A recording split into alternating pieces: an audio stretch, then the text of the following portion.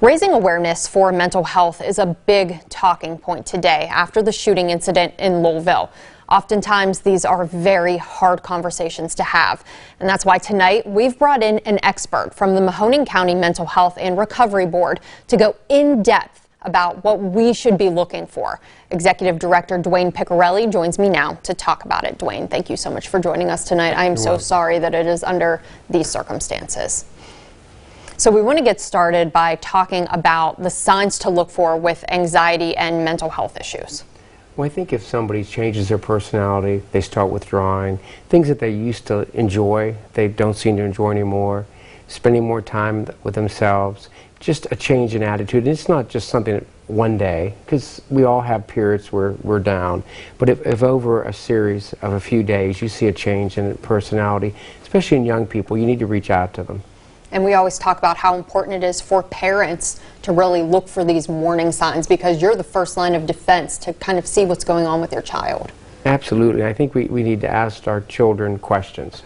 You know, ask them how school was today. They never want to answer you, but you just sort of push the situation.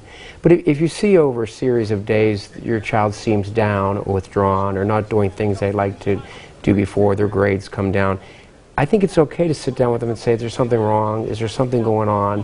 And have a talk with them. And don't be afraid to say, are you sad? Are you depressed?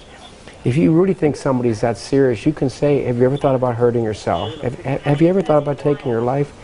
I know these are hard questions to ask, but just put yourself in the situation. If you're that depressed and you're that sad, it's hard to say those words. But if somebody asks you, it's easier to say yes. And so that's what's so important. Reach out, have the conversation. Oftentimes that's really when the floodgates seem to open for children. At the moment you ask the right question, the floodgates will open and they'll start talking.